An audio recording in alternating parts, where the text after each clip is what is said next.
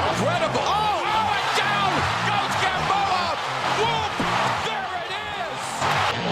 Oh,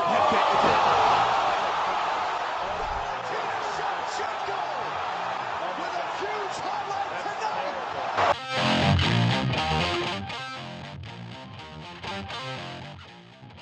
What up, brawlers? Welcome back to Throwin Hands. It's me. It's Toby. And Toby and I are in studio?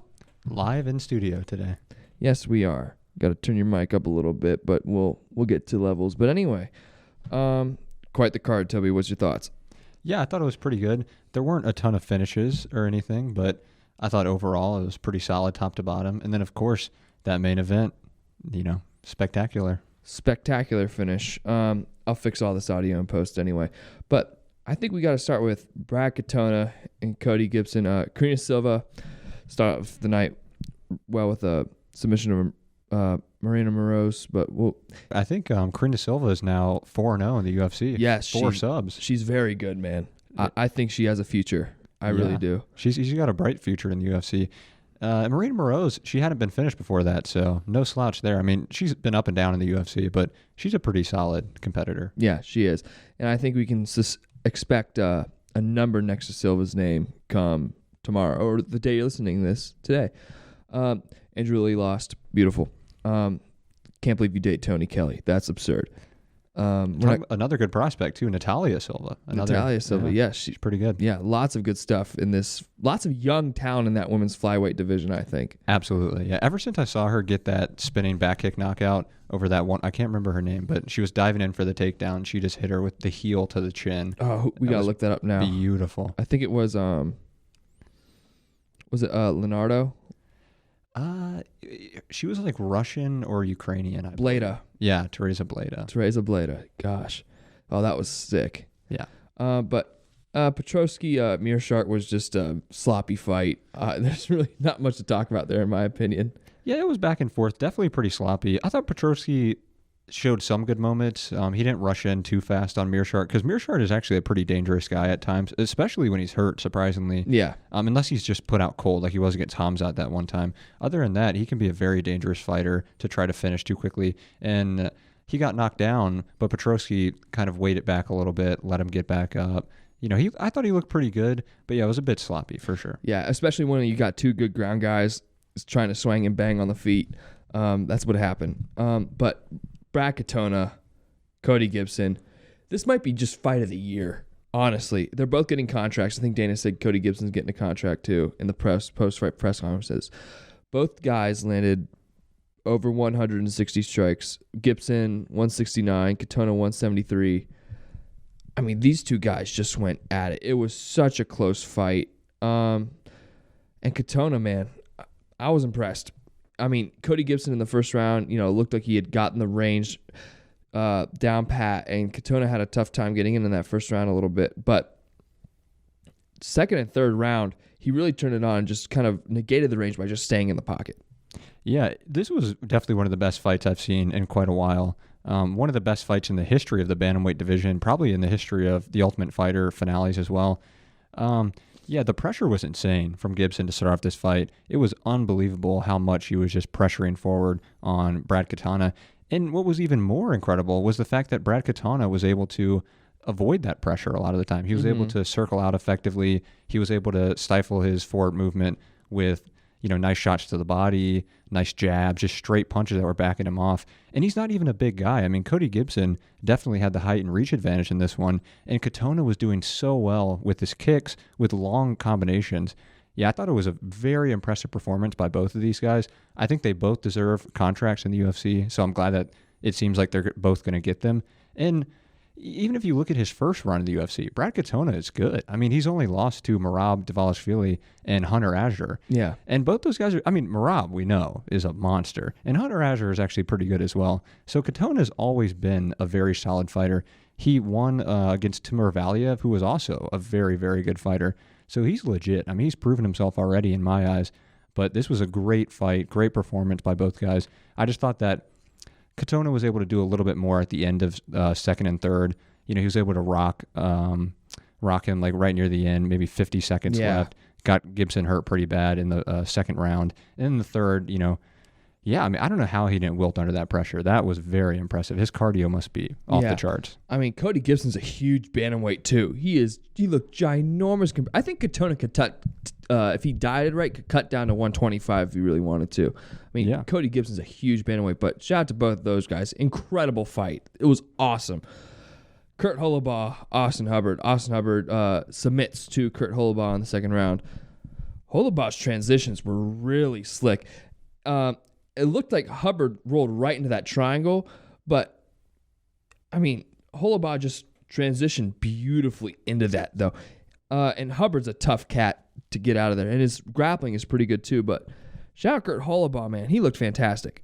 Yeah, it was super impressive. I mean, Austin Hubbard, he is very good, like, anti-wrestling, anti-grappling. He's good defensively. He's not so much an offensive powerhouse really anywhere, not much of an offensive striker or an offensive grappler, but he's got good defense everywhere. And for Kurt Holobaugh to finish him in the way that he did was very, very impressive.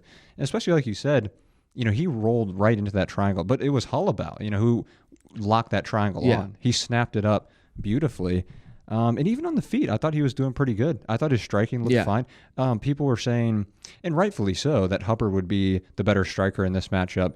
But I thought Holobaugh actually outstruck him in numerous exchanges in this fight. Yeah, 61 to 44 significant strikes in favor of Kurt Holobaugh. Here's my thing. I think Katona can actually make some headway in bantamweight, no question. And if he wants to cut down to 125, kudos to him. Yeah. But Kurt Holobaugh's kind of old, and like lightweight is not an old guy's division by any means. No, I think no matter who had won that fight, Holobaugh or Hubbard, I don't think either of them really had a bright future in the lightweight division, especially in its current iteration. It is a murderer's row. Stacked. But Brad Katona, I definitely think, if not top 15, he's going to have fun fights no matter what. He's going to be in some very, very interesting matchups. Yeah. And that's really just simply due to the fact that he presses the action. That's just what he does. So, yeah. Exciting. And for a guy fighting out of John Kavanagh, fighting out of SPG Ireland, this guy can grapple pretty well too. He's actually a pretty decent wrestler and grappler. We do not recommend SPG for if you're looking to train somewhere, guys. Conor McGregor helped Johnny Walker a little bit, but it kind of took away everything that makes him fun. Yeah. Speaking of John, it's Anthony Smith Fight Week.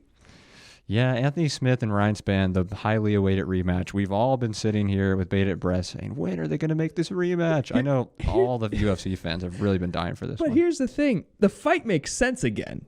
It does. So you can't argue it, but we'll get into that later.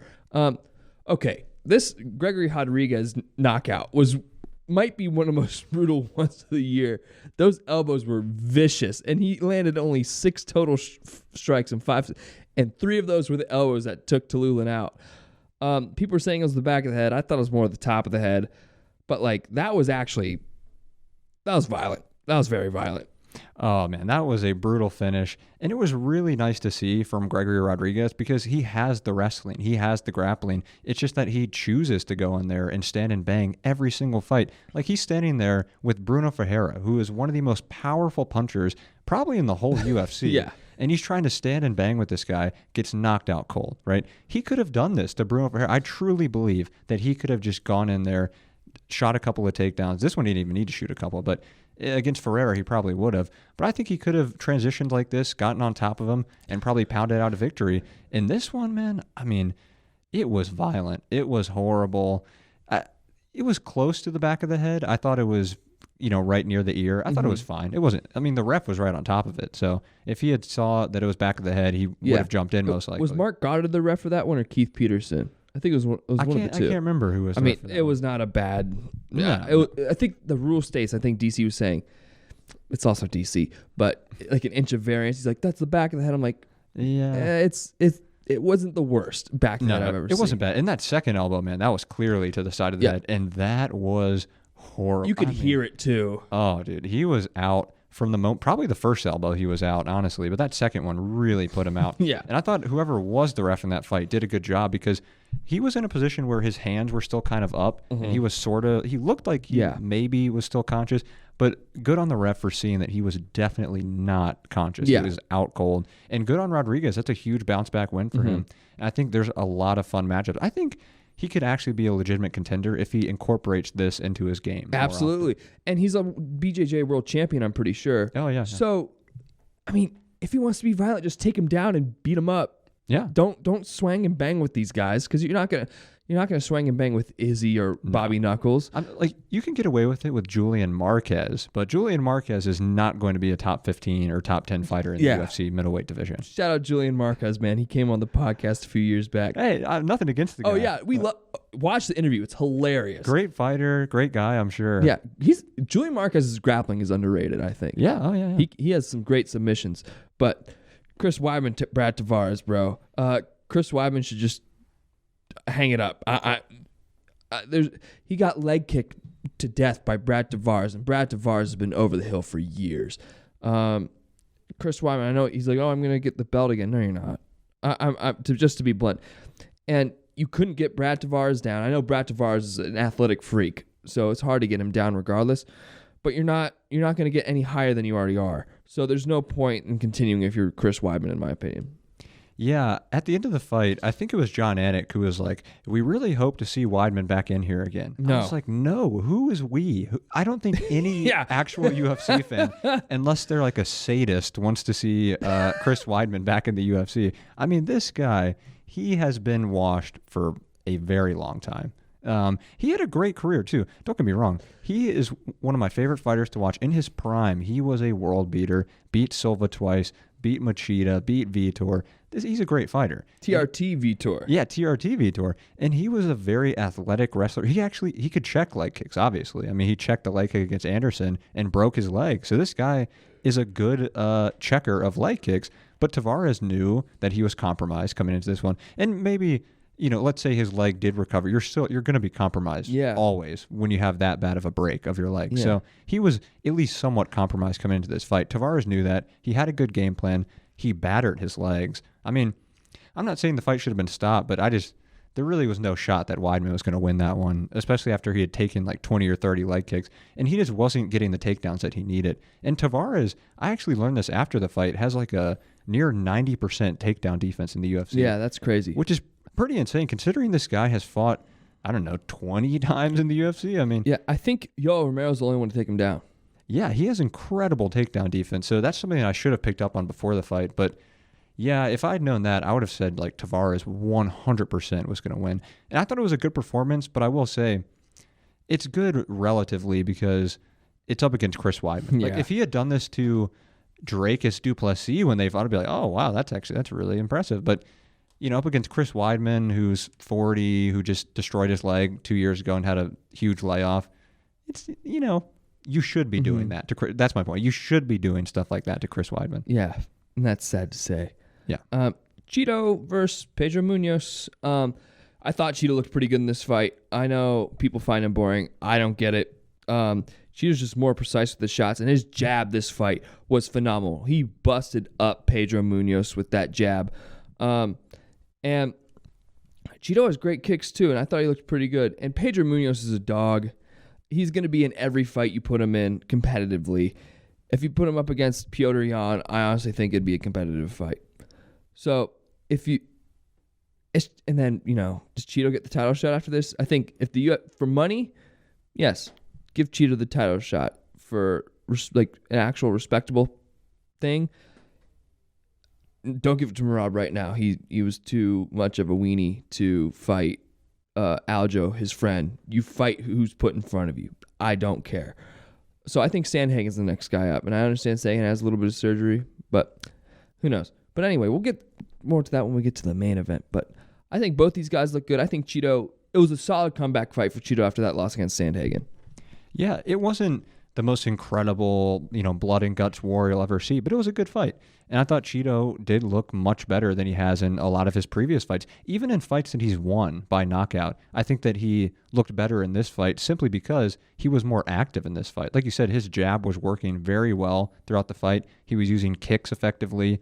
He used his skills well. And he does have a somewhat limited skill set, but he used them effectively. And Pedro Munoz is a very tough guy, not someone that you're just going to get out of there with one shot. And I think he knew that.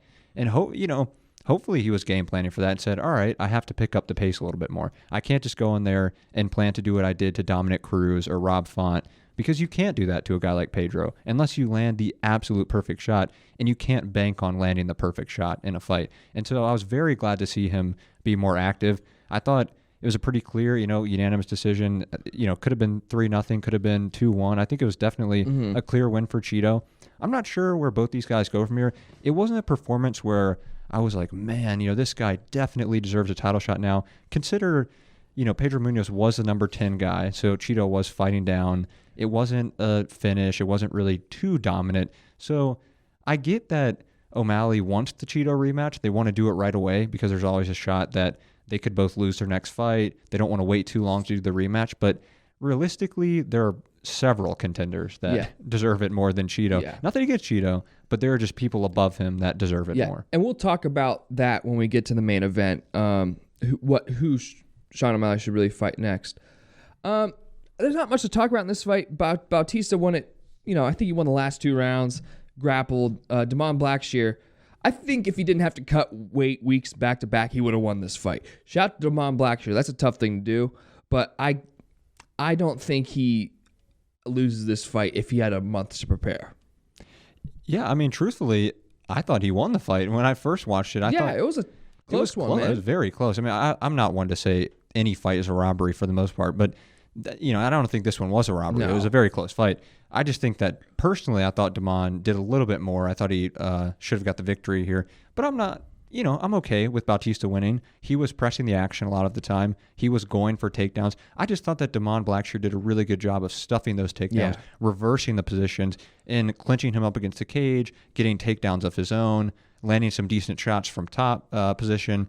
I thought the most impressive thing to me about this fight was that, like you mentioned, he cut weight last week because he had a fight last week and he won by Twister, which is very impressive. And then a week later, he cuts weight again and he doesn't gas out. Like, he was able to retain his cardio over 15 minutes, by the way, of a grueling fight. Not we're going to stand there and look at each other fight. It was actually much more grueling than even a striking matchup because they were grappling the whole time. The fact that he did not gas out in this fight was highly impressive. I think both these guys have a solid future ahead of them, but I think Damon Blackshear might have impressed me even more than Mario Bautista. Yeah, I think he would have dominated the fight, like I said, if they had given him a month. And the way his transitions were great because, like you said, Bautista tried to take him down and he reversed position a lot. Blackshear, I think he has a real future in that bantamweight, that stacked bantamweight division. I think he could be really good. Bantamweight just keeps getting better and better. I mean, the UFC just keeps getting better and better in general with all this talent. Like, who's 15? Diego Ferreira is 15 at lightweight. And if you look at featherweight, Edson Barbosa, I know he's older, is at 14. But we saw what he did to Billy Q, man. He can still knock people out. Yeah, and then, Billy Q is a great fighter as well. And then, go to bantamweight. I mean, this is Chris Gutierrez is 15. I think Chris Gutierrez is fantastic. Yeah. But there's Neil Magny, Ian Machado Gary, rather. The man with the 26-year-old with the 40-year-old wife. Interesting. It is interesting. But they have a kid. They're happy. But he has a cute kid. They're happy. She was in high school when he was born. Wow. That's crazy to think about. That's a little weird. But we're not going to question it. They're both adults, just like Toby and I are, right? Yes. Correct. But Ian Gary won the fight off that first leg kick, toasted Neil Magny the rest of the fight, and that was brutal. That was a beatdown. And people are like, oh, he didn't get Neil Magny out of there. Who cares? That was as convincing of a win as it gets, even without knocking him out or submitting him. And he made Neil Magny chase him on his butt. Like, you can't ask for much more than that from Ian Gary, man. I don't know. What do you have to say? Yeah, if I'm being completely honest, that was an embarrassing performance from Neil Magny. Horrible. I was really, I'm shocked at this point. Maybe I'm not shocked because when we were talking about this before, I was talking about how I just haven't been impressed with Neil Magny because he hasn't evolved in all this time in the UFC, having probably the most fights and most wins in the welterweight division in the UFC. And this guy has not evolved as a fighter. This happened years and years ago when he fought Lorenz Larkin. If you've ever seen that fight, Larkin destroys this guy's legs. Pretty much the same exact thing that Ian Gary did. And somehow, a decade later, basically, Neil Magny still has not learned, okay, I need to pick my leg up. I need to move in and out of distance so that I can withdraw from where the leg kick is going to land. I need to switch stances. Why in the world did this guy not switch stances just one time? I mean, he would switch stances for a half second and then go right back, and then he would get slammed with a leg kick. I do not understand how Neil Magny has not evolved his game at this point in his career. Now, I don't want to take anything away from Ian Gary. Lots of credit to him. It was a great performance. He looked fantastic. He just beat him up. I mean, I thought it was good that he was landing the leg kick and then going to the front kick. He was going to the body and to the head. He landed a really nice front kick to the head in the third round and rocked Neil a little bit. He was landing beautiful combinations. He's always so fun to watch when he lets his hands flow. When he starts going body-head with those hooks to the body and then hooks to the head, he throws beautiful combinations. I thought he probably could have pursued the finish a little bit more, but to be fair, he was going pretty hard after Magny, and Magny's a tough guy, and I think also, too, and this is just speculation on my part, but I think Ian might have wanted to just beat him up. I wouldn't be surprised either. I mean, at the end of the fight, he was, flipping Neil the bird. He was still really angry. So I truthfully think that he might have just wanted to damage him as much as possible and not get that finish because he wanted to put the hurt on him. I really don't know what the lore is with Magny and Gary, but I will say I'm pretty sure Magny's last couple opponents have both been out of Ian Gary's camp, Gilbert Sanford. Burns and Phil Rowe. So yeah. I mean, I don't know what they've got going on at Sanford. I don't know what they have against Magny, but, Yeah. Great performance by Ian Gary. So what do you do with Ian Gary? I think Thompson's gonna fight Kamaru Usman. Yeah. It's not pen to paper, but it's gonna happen. I think Vicente Luque is a great next step. Yeah, Vicente Luque is a fun one for sure. Sean Brady. I mean, if Sean Brady gets him to the ground, it's over. But why not just rebook the Jeff Neal fight? Yeah, you could definitely do the Jeff Neal one. And I think Shavkat does terrible things to him.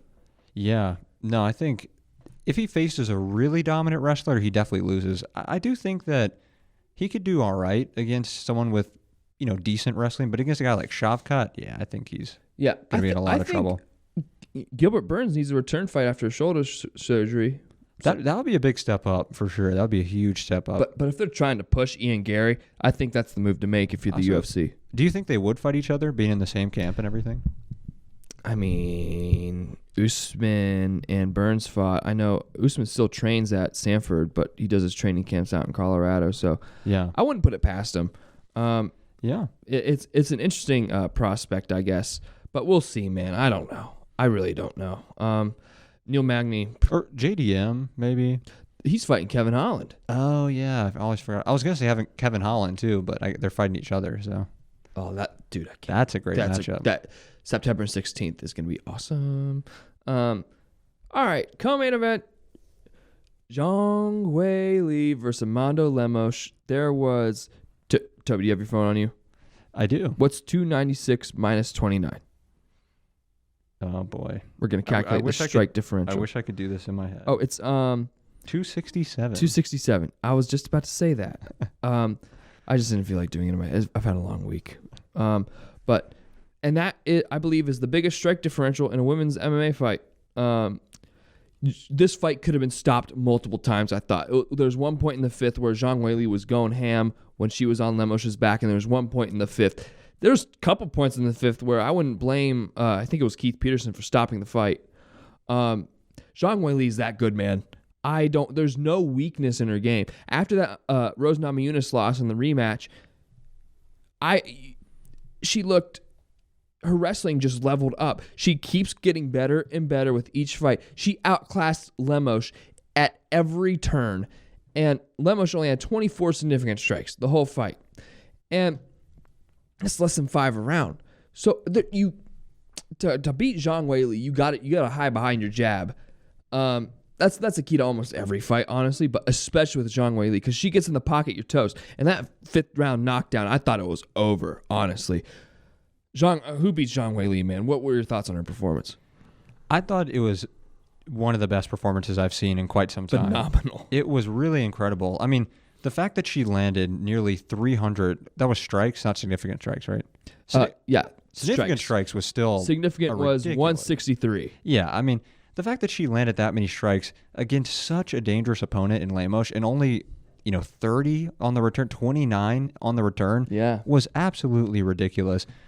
Crazy. And you mentioned Ian Gary. He won that fight basically off the first leg kick against Magny. I think that Zhang Weili won this fight off the first kick against Lemos, because Lemos, whatever happened, she was on one leg, and Weili, I don't even know if she meant to or not, but she kicked out that leg and just pounced on her. As soon as she fell to her back, she pounced on top of Lemos and didn't let her up. That was like maybe a minute or two into the fight.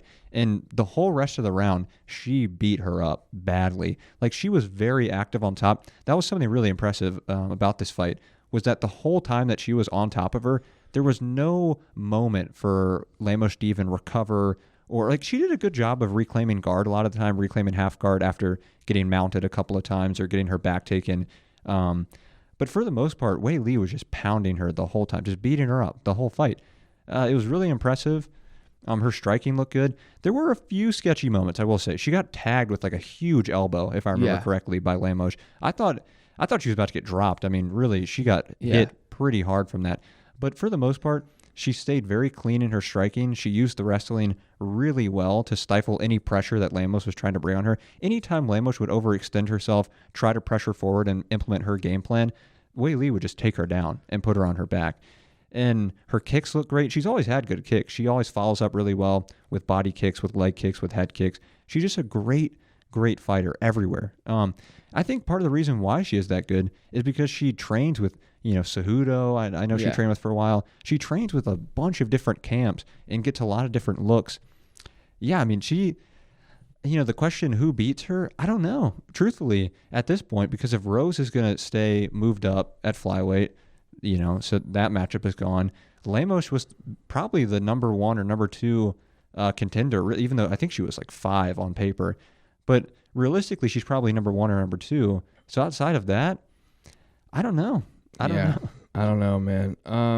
She fights out of Bang Tao in Thailand. And I mean, her trainers are great. And she seemed... Oh, and English-speaking Zhang Weili is a whole nother animal. A mythical fighter. I love it. What's up, Boston? I think she's cute. She's just fun, man. Yeah, no, that's another thing that makes Zhang Weili such a great champion and such a fun fighter to root for, is because she's just a good person. She's very nice, genuine, wholesome person. You don't see many people like that in the UFC.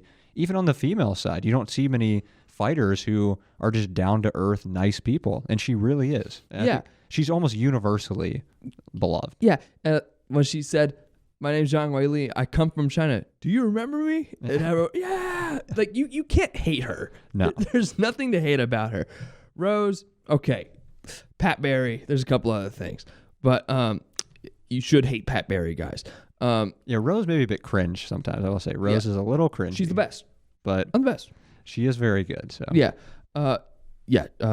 just don't like Pat Barry, okay, guys? Zhang Weili, phenomenal performance. Who's she fight next, man? No one's really come out the woodwork. Yeah, I mean, Lemos beat Marina Rodriguez, and I was pretty high on Marina Rodriguez, but she's out of the question. Yan Xiaonan, man. Yeah, Yan Xiaonan, that would be, oh my gosh, do that in China. They've been talking about it for years and years. We're going to build up the Chinese MMA scene. We're going to put a PI in China. Have her fight Yan Xiaonan. That is a huge, huge fight. I mean, absolutely massive fight. I'm down for it. Do it, guys. That's the fight. Where is Dern ranked at? Dern's ranked 6th, and she's fighting Andrade. Oh, interesting. Dern's ranked 8th. What was her last? She lost her last fight, right? She lost. No, she beat Angela Hill. Oh, yeah. No, that was a good fight. But Angela Hill, I mean, up and down. She's like 500. She's tough, but yeah. I've never. She's come so. If she took every split decision she'd be like top 10. Oh, for sure. Top 7, but just hasn't gone her way. Yeah. All right, bantamweight title, main event leading Aljamain Sterling, Sean O'Malley. Nothing going in that first round. Second round, Sean O'Malley. I mean, why Aljamain Sterling blitzed in there is beyond me. Why would you go in there like that against such an affluent striker like Sean O'Malley just for him to uncork an overhand right after he slips past your left hand? And you face plant first. And then Sean O'Malley, I was impressed by his ground and pound because he really avoided the guard of Aljamain Sterling. He just kept throwing his legs to the side and avoiding his legs. And he didn't waste anything in that ground and pound. That's the thing I noticed the most. And his strikes were very precise. And Mark Goddard stepped in there.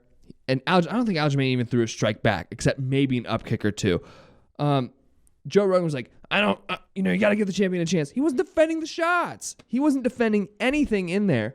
So Sean O'Malley won that belt fair and square. Phenomenal, absolutely phenomenal performance by Sean O'Malley. Phenomenal. Yeah, that was one of the most beautiful pull counters you will ever see. He got out of the way of that punch from Aljo by an inch, by less than an inch, and then he landed the perfect counter. I mean, he landed right on Aljo's chin, face planted him. It was an incredible knockout, and I think we were all a little bit surprised by it. I wasn't shocked per se. A lot of people were thinking Aljo was going to come in here and ragdoll this guy, and there obviously were a lot of people who were very high on O'Malley too, thinking that this would happen. I was kind of in the middle a little bit, but I was definitely impressed. I mean, it was unbelievable to see. I think that first round, he's one of those fighters who he doesn't waste rounds. He makes a lot of reads in the fight. And I think that first round, he was picking up that Aljo wanted to pressure forward, but he didn't want to get too aggressive, right? I think Sean was trying to figure out how he could draw that forward pressure from him. And so he did a lot of great work with lateral movement. I mean, if this is a masterclass on lateral movement, anybody who wants to see how to avoid pressure, just watch Sean O'Malley go left, right, over and over, in, out, in, out. I mean, this guy was all over the octagon. And he talked about how he's been training in a smaller octagon. And when he got into this big cage, he was just relieved because he had so much more space to move around. So he was really trying to draw Aljo forward.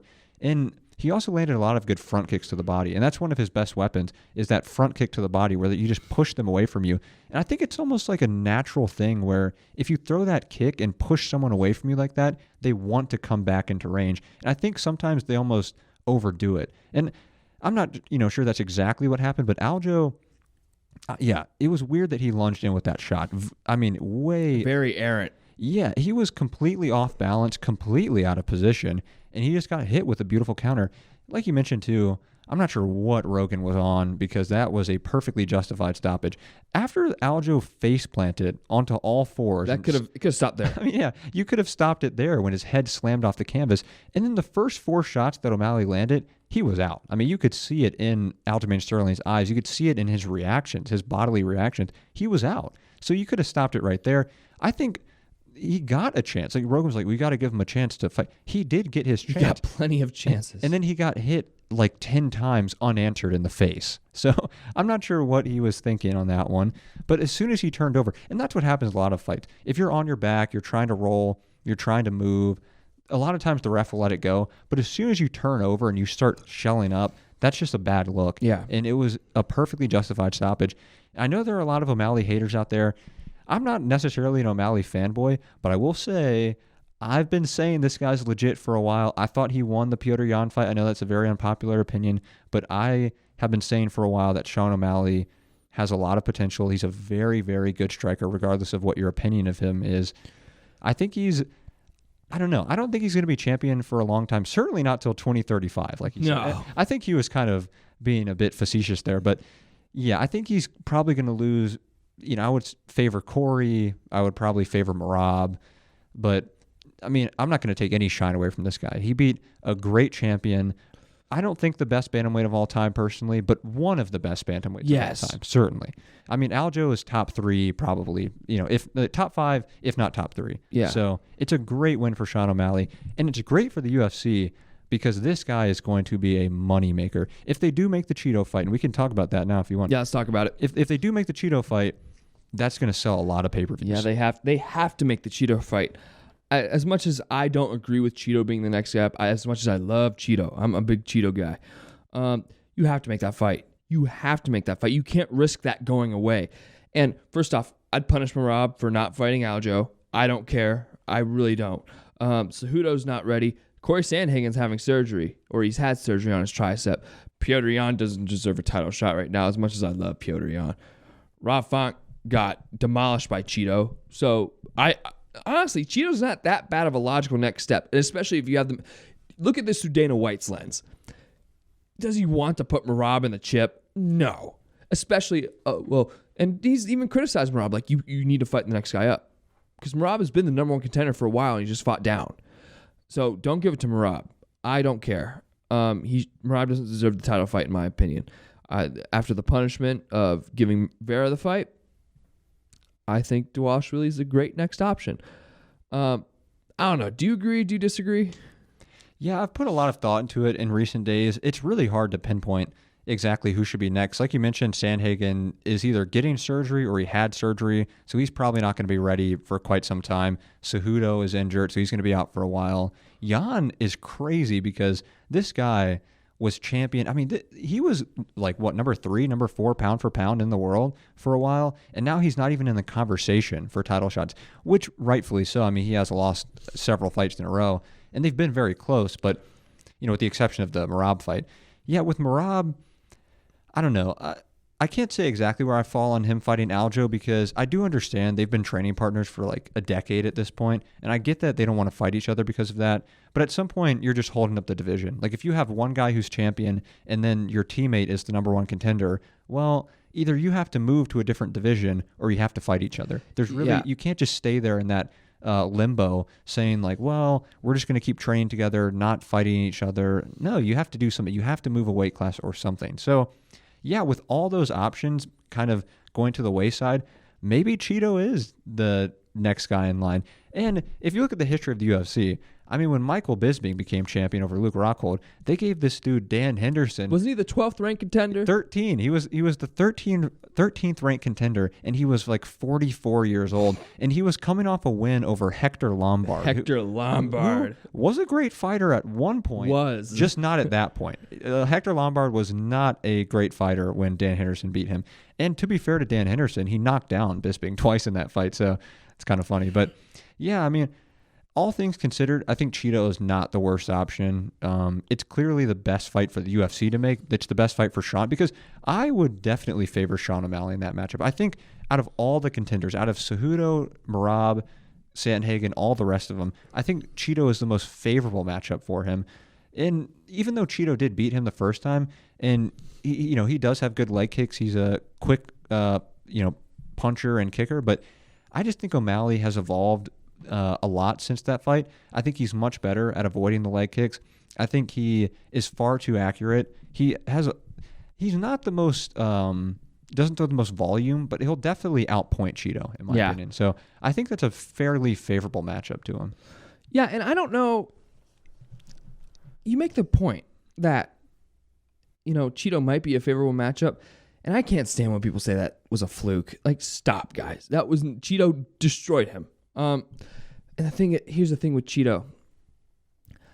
I think he has a good chance against O'Malley simply due to the fact that he's patient, and he's not going to just swang and bang with O'Malley. If Cheeto's a big bantamweight too. He dwarfed Frank Yeager. Like, if Cheeto wants to just stand behind his jab again, and if he's successful, he could beat O'Malley. And if it goes to the ground, I favor Cheeto on the ground for sure. I think his jiu-jitsu is underrated. But that's a good point that you make. I mean, if you look at the Pedro Munoz fight, that's kind of what happened, where Pedro, he can get reckless. He can get wild in there, but he can also be very cerebral in a fight. He can also wait back and be patient. We've seen that in many of his recent fights where he doesn't overextend himself. So that's what kind of happened with Pedro versus Sean in the 2 rounds that fight did go on. So that could be something that Cheeto does. If he stays patient in there, we could see a similar fight to that. Yeah, bantamweight's fun right now, man. Man, that's so exciting. It's a great division. I've said for a while, I do believe that bantamweight is a better division than lightweight. I know that's crazy. Lightweight is awesome. Don't get me wrong. I think featherweight's better than lightweight too. Yeah, it's close, man. It's very close. I just think bantamweight, the level of fights that these guys have, I mean, they are fighting on such a high level. Lightweight, sometimes, you have a lot of the guys who hang around the top 5 who probably shouldn't be there.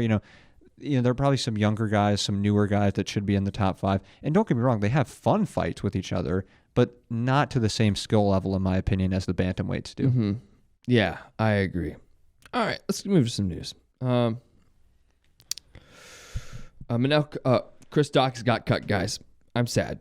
I love Chris Dawkins, but his chin's gone. Got absolutely zapped by everyone he faced lately. I feel bad for him, man. I really do. And it's not even just because I like Chris Dawkins. You have to feel for the guy. He went up against a murderous row of contenders. It started off with Derek Lewis. I mean, you have to put yourself in bubble wrap if you want to fight that guy. Then he got knocked out bad by Curtis Blades. And then he got knocked out bad by Jairzinho Rosenstrike. And then Cleo Roundtree just sent like he always does, just puts people in a different place. Do I think he should have gotten cut? Personally, no. But do I understand why they may have cut him? Yes. I don't know, man. It's just disappointing. That's all I can say, really. No, it is. It's sad. I think for his health, it's probably good that he got cut. Just being honest. I mean, Dominic Reyes could probably end up going that way too. Just because these guys, when you get knocked out that many times in a row, and it's as violent as these knockouts are, you see these knockouts that Chris Dawkins has suffered, and it is atrocious. I mean, he's getting knocked out badly. Not like, oh, he was fighting back. No. I mean, this guy has been put out, he's a good fighter. He's a well-rounded guy. He's got good grappling. He's got decent striking. He's a quick, lean fighter, but yeah, his chin is just gone at this point. And they gave him the 4 most powerful guys left in the UFC, basically. So, yeah, I don't know if they just hated Chris Dawkins or whatever. Yeah, but Chris, he's a great fighter. And it's not, I mean, I think you and I like Chris Dawkins more than the average, UFC, and probably a lot more than some hardcores, but his boxing is crisp. They just put him up against a murderer's row. I mean, he came in, he won 4 straight fights in the UFC. Yeah, he was a fun guy to watch. He had a lot of potential, and it was cool because him and his brother were in at the same time. They were both doing pretty well, and now we see, his brother has also suffered some pretty rough losses. Yeah, so he fought Parker Porter to come in. Now Parker Porter's kind of changed a bit. Yeah, Parker Porter's not bad, man. Yeah. Right. Then he fought Rodrigo Nascimento.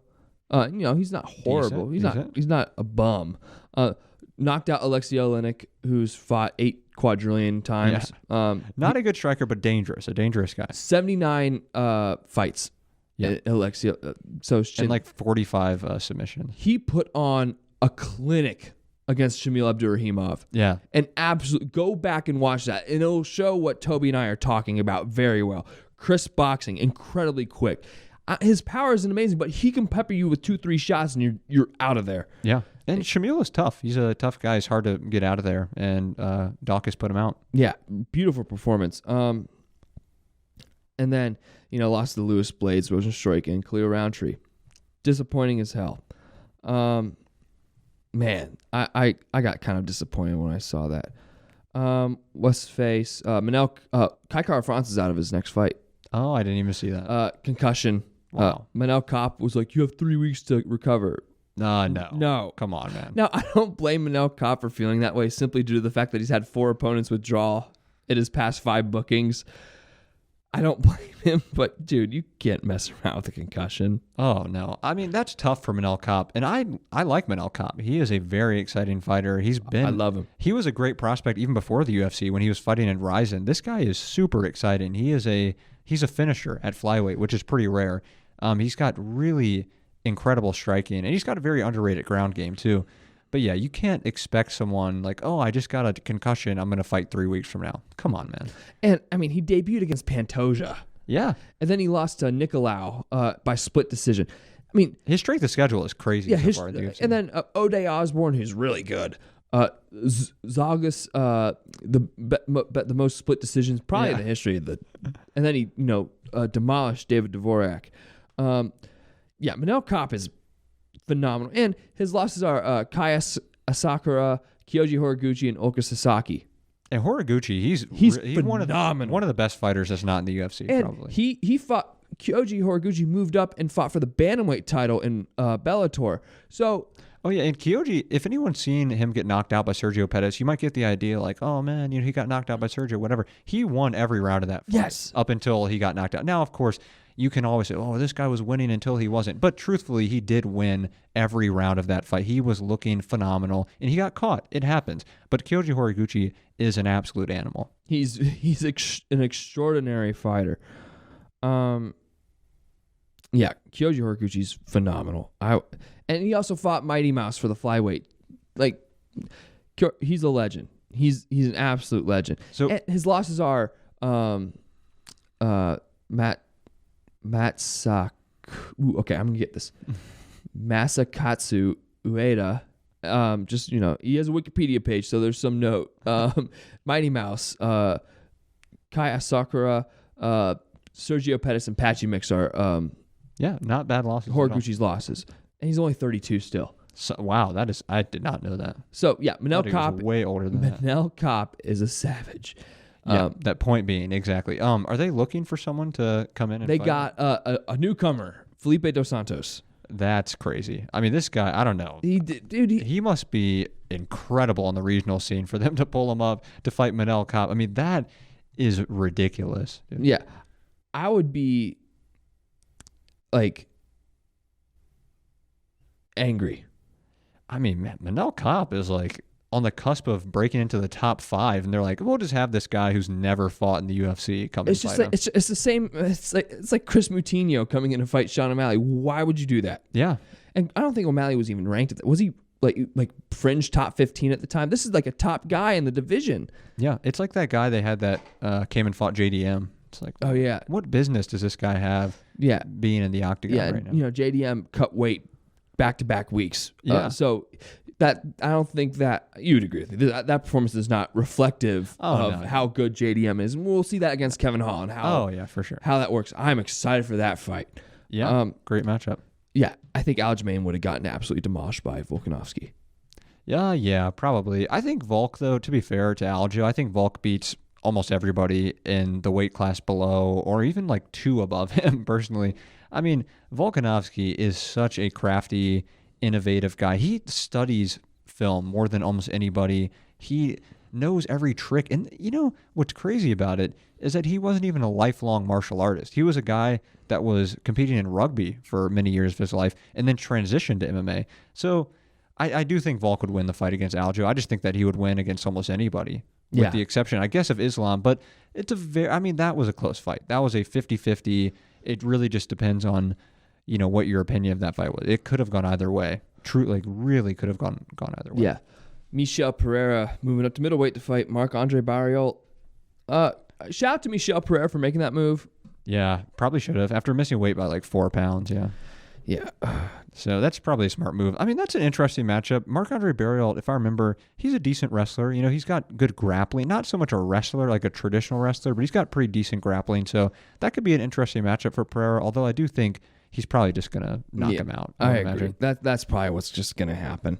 I hope they book Topuria and Volk soon for the end of the year. Oh, man, yeah. They got to get Volk another fight soon. They got to get Topuria another fight soon. So why not have them fight each other? That's the fight that makes sense. When you 50-44 a guy, or no, 50-42. Yeah. when you 50-42 a guy, even if it's Josh Emmett, who I think is a bit overrated, yeah, that's still incredibly impressive. And Josh Emmett, even though I do think is a bit overrated, is by no means a bum. He's not a bad fighter at all. And Topuria absolutely destroyed him.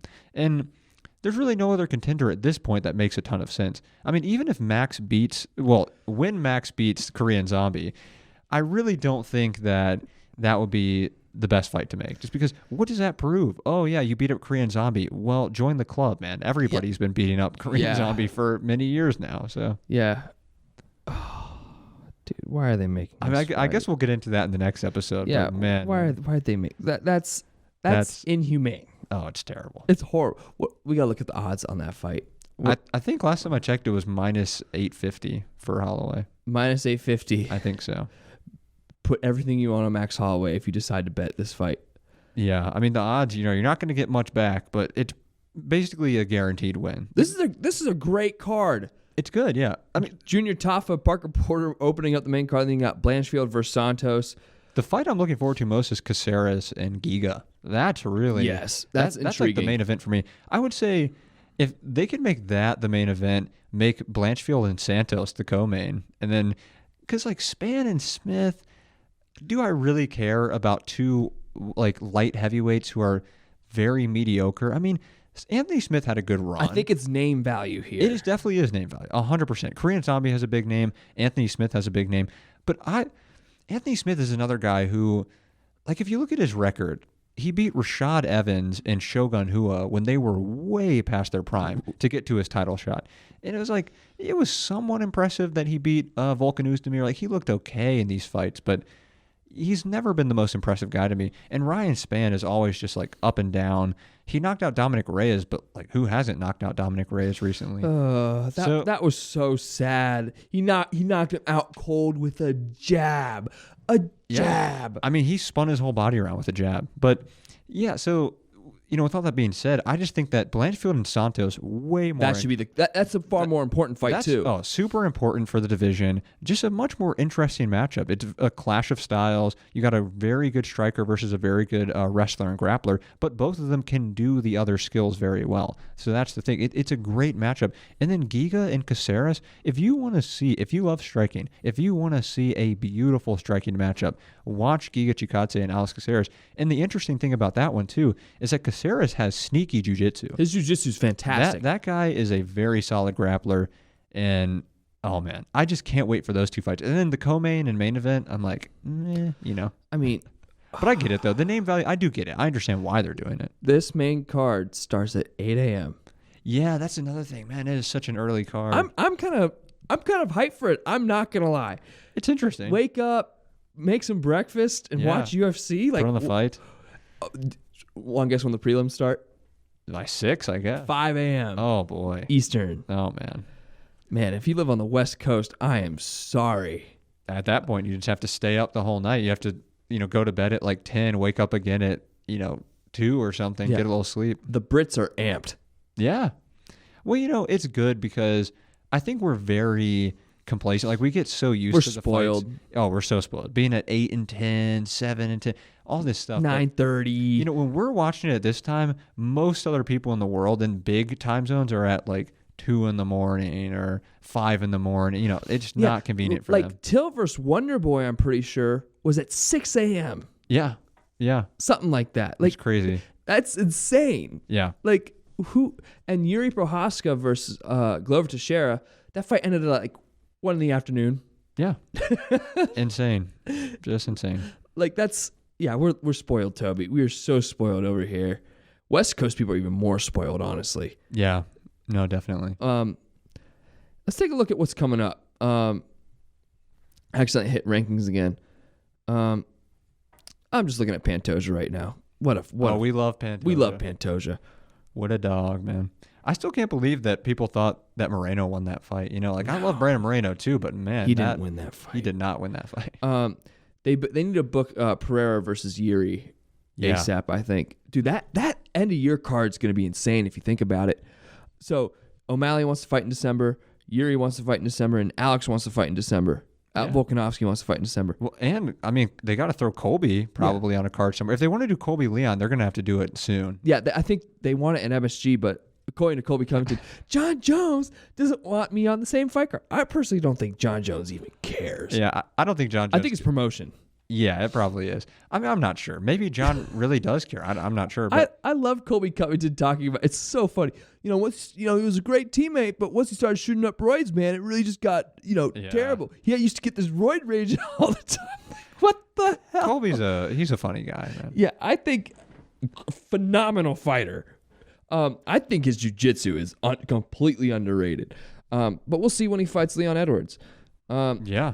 And people are saying Bilal deserves it. No, he doesn't.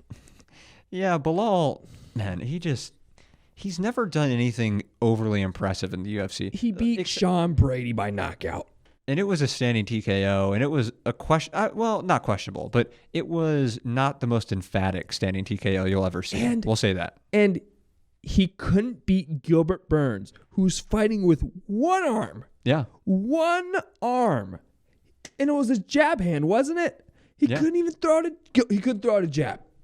Yeah, I mean, the thing that most impresses me about Bilal is just the fact that he's won so many fights in a row. Yeah. Like, he knows how to win fights. He knows how to get ahead on the judges' scorecards, but he's never finishing guys in emphatic fashion. And Leon Edwards was doing terrible things to him before the eye poke. I mean, I think, truthfully, the UFC just doesn't want a guy like that. It's like with Merab. They just don't want people like that to be champion because I'm not one to throw around boring, this and that. Bilal He's boring. He's a boring fighter. He's not an interesting fighter, okay? Even Merab, like, it's interesting that he shoots so many takedowns, but if you watch some of his fights, like his fight with Aldo, very boring. I mean, this guy, Bilal, man, he is not a fun guy to watch. Yeah, and he's kind of delusional too. Like, I do this. I'm like, dude. And have you watched like the weigh-in show? He chooses like his friends for the list. I'm like, dude, come on, just be objective. Come on, Bilal. But, Bilal's a solid Twitter follow. I'll say that. He's a funny guy. He's a funny guy. Yeah. But Bilal, he's throwing a kick here and there, man. I mean, I would rather Bilal, I would rather see him as an analyst. Like, no disrespect to him. He's a solid analyst. He's a pretty good analyst. So, I hope he gets a title shot eventually. I would just love to see him put a guy away. And not like, it was impressive. Don't get me wrong. Sean Brady, obviously not the greatest striker, and he did standing TKO him. So, it wasn't crazy or anything, but it was impressive. Sean Brady's grappling is on another level, though. I mean, he beat Craig Jones in a grappling match. Now, granted, there were no heel hooks. Right. And Craig Jones' best move is a heel hook. Yeah. However, you don't do that to Craig Jones, and you're not. Craig Jones is phenomenal. I mean, look at what Volk has done. Yeah. Anyway, let's see what's coming up. So Holloway versus the Korean Zombie. Gone versus Spivak next week. It's a fun one. Fun fight. Interesting. Certainly, it's intriguing to see. Yeah, like, will Gane be able to deal with that? it's the Spivak's grappling is really good. Yeah. So And Gane's grappling is really, really bad. I mean, he seems like he's tried to improve a little bit, but that fight with Ngannou was really eye-opening. And then, now, don't get me wrong, John Jones, greatest fighter of all time, but the way that he just ran right through him and submitted him, I mean, there was no resistance from Cyril Gane. and he wasn't even defending the choke well. He didn't keep his hand up or anything. He was trying to fight the hand, and like when John Jones was throwing uppercuts from mount, you couldn't read that. I knew that's exact. I'm like, he's gonna go guillotine again. Then he just 2 minutes 4 seconds in, fight's over. Yeah, he seems to, I don't know if he doesn't work his grappling, but he seems to be lost, just like completely lost when he gets on the ground. And it is kind of funny. Almost every bit of footage that I've ever seen of Cyril Gane is just him striking. And it's like, yeah, we know you can strike. But You're the best striker in the division. It's like, why don't you just practice grappling more? Like, why don't we see any videos of him on the ground training jiu-jitsu with some really high-level guy? I mean, John Jones, even outstruck him on the feet. Yeah. Then it's John Jones. He's going to do terrible things to Stipe. I'm sorry. I think it's going to be... Yeah, it's going to be a real one-sided affair, I think. And, you got Manon Fior versus Nami versus the co-main. That's a fun one. Saint-Denis versus Thiago Moises. Yeah. Great fight. This card's great. That's a great... They always stack them pretty well when they go to Paris. Volkan versus Azamat. Yeah, this is a fun card, guys. The prelims aren't great, but, it is what it is. Then Adesanya versus Strickland. That card, honestly, is not looking too great in my opinion. There's 9 fights on the card. Yeah, for a pay-per-view, it's really late. For them to be just now making these fights official is like, well, you probably should have been doing that a little while ago. But Adesanya and Strickland, I know that it's going to be interesting, the press conference. I'm just not really interested in that fight. I think it's going to be quite a lackluster, like pretty uneventful affair. Here's the thing. I think Sean Strickland's going to pressure. Yeah. And if you want to, I don't think it'll be lackluster simply due to the fact if you pressure Adesanya, you bring out an exciting fighter. Yeah. But here's the thing. What if Strickland decides to wrestle? He out grappled Jack Hermanson. That's why I'm interested in this fight. Simply due to the fact that he out grappled Jack Hermanson. It's intriguing. That's why I find it intriguing. And yes, the co-main is Tuivasa versus Volkov. Then you got Tafa versus Lane. Yeah. I don't know about that. But All right, Malarkey versus John McDessie. that's a fun matchup. If you're a hardcore guy, that's a good fight. that's a really fun fight. That'll be a banger for sure. Blood Diamonds fighting. Whoa. Whoa. Yeah. I don't know. I think Jack Jenkins is fighting. Yes. the leg kicker of the century. I love Jack Jenkins. I just think with Adesanya and Strickland, I think that if Strickland does use the wrestling, I think it could be interesting. However, Strickland almost never uses his wrestling. He just, for whatever reason, chooses not to in most fights. And I also think that he knows what happened when he fought Alex Pereira. He got knocked out badly. And I think that he knows how good of a counter striker, obviously, he knows how good of a counter striker Adesanya is.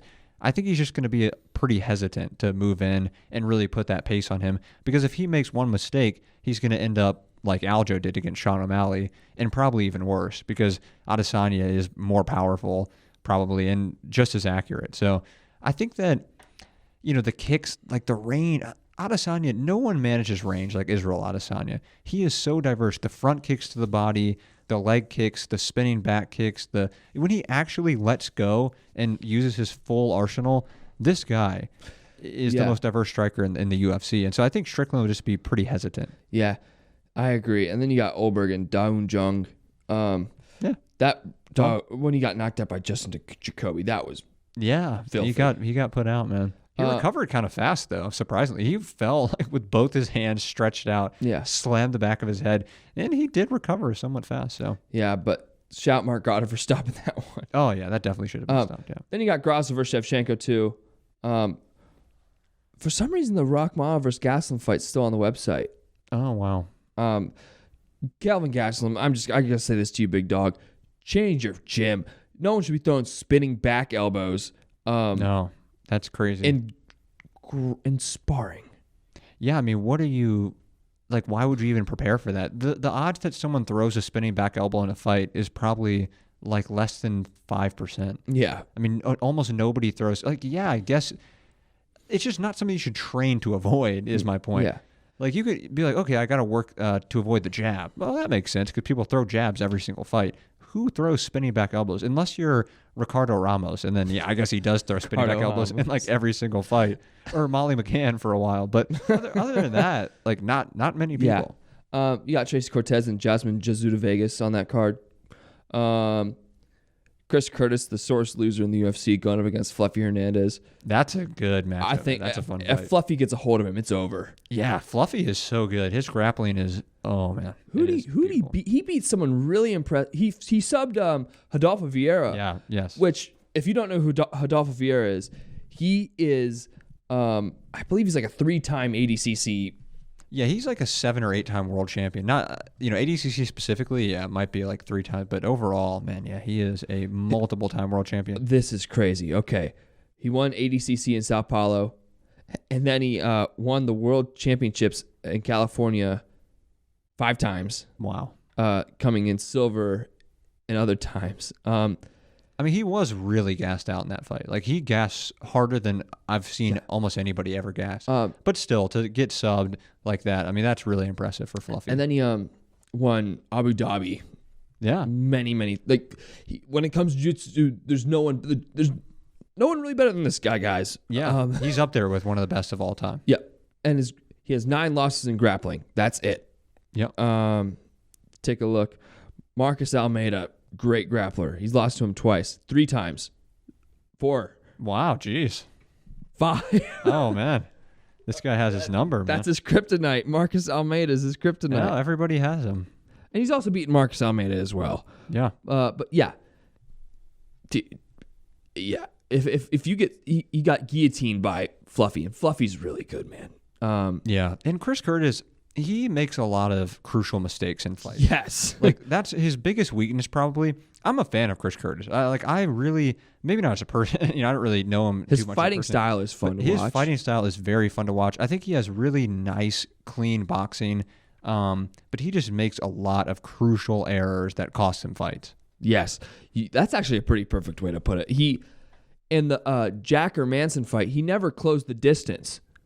And he's flipping the bird to Jacker Manson. It's just dude, you got pieced up. Yeah. by Jack Hermanson, who's not a good striker. Although his striking looked oddly improved in that fight. Yeah. However, you got outstruck by Jack Hermanson. Yeah, we know who Jack Hermanson is. Yeah, if Come on. his MO is jiu-jitsu. Yeah. You got Christos Giagos on there, Raul Rosas, Rodriguez, and Ponzinibbio. That's a certified banger. You know there's going to be blood. Someone's probably getting put out in that one. And then to round out September, Fiziev versus Gamrot. Oh, man. Yeah, I keep forgetting about that one. Awesome fight. People poop on Mateusz Gamrot. I can't stand it. Yeah, no, I mean, Mateusz Gamrot is always fun. He is one of the most relentless chain wrestlers in the whole UFC. It's like Colby Covington in that sense. Yeah, but maybe even more of a chain wrestler, to be honest. It's just that he gets dropped a lot. That's the only thing that concerns me about Gamrot is that he's a bit chinny. Not that he gets finished all the time or anything, just that he gets dropped badly. He got dropped really bad by Beneil. He got dropped by Arman. He got, he's just been dropped quite a few times. All right.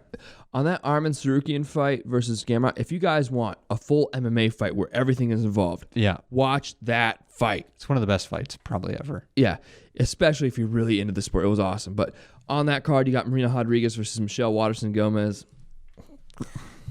The greatest female fighter of all time, you mean to say? Michelle Waterson-Gomez? She has a better record against air than anybody. Yeah. She's great. If it were a fainting competition, she would win. She's got good feints. If her opponent was oxygen, nitrogen, and carbon dioxide, if her opponent was the atmosphere, bro, over. Yeah, she just doesn't really close distance very well. Her feints she doesn't use it well. She just throws them and they look good. And it's not like she's the distance between you and I right here. Oh, yeah. She is 10, 15 feet away from her opponent. We're about 5, 6 feet away from each other, but she's 10 feet away from her opponent throwing hip feints. I'm like, yeah, you're not really concerning anybody. All right. She's tough though. I'll give her that. Yeah, she's very tough. I can't stand when the commentators we got to give this guy credit for his heart. I'm like, he's getting killed out there. Yeah. What are you talking about? They're talking about how tough Chris Weidman was. I'm like, do you just not see this dude get absolutely mollywopped? What are you talking about? Yeah. Mo Usman versus Jake Collier. Muhammad Usman is a very scary man. Yeah, that's a weird one. Malkoun's fighting Kazirev. Oh, I saw this dude fighting Columbus. Yeah, against Tallulah. I forgot I saw Tallulah fight. Yeah, good old Tallulah. Good old Tallulah. And I remember he got up on top of the cage and everybody went insane. Ricardo Ramos, Charles Jourdain. Oh, wow. Fun matchup there. That is awesome. Miles Johns versus Dan Argueta. Fun fight. Ryan Battle versus AJ Fletcher. There's some bangers there. Bryce Mitchell, Dan Ige. I don't know how that goes. Interesting fight. But this one I'm excited for. Tim Means, Andre Fialho. Oh, yeah. It's a good matchup. Good matchmaking, I would say, overall. Yeah, great matchmaking overall. I completely agree there. We've been going an hour, 7 minutes, Toby. Whew. Doesn't feel like it. Doesn't feel like it. That was a fun episode, man. But yeah, anything else you want to add? No, that was about it. The only thing I would add is people out there, do not start disrespecting Aljo just because he lost the fight. Don't say, Aljo's a bum. He was never good. He was very good. He is very good. He is a phenomenal fighter. He's a great fighter. And same thing, don't take anything away. Both these guys are good. I mean, that's my main point. Both Sean O'Malley and Aljamain Sterling they deserve to be champion. They are both very, very good. That's all I'll say. Yeah, you make a good point there. They're phenomenal fighters, through and through.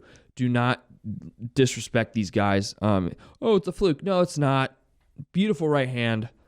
Yeah, so, that'll do it for us guys on Throwing Hands. When we come back, we have to preview the funeral of Korean Zombie. Yeah, we're gonna give a eulogy. I'm genuinely concerned for his health. We'll get into that on Thursday or whenever we record this. We'll see you guys later.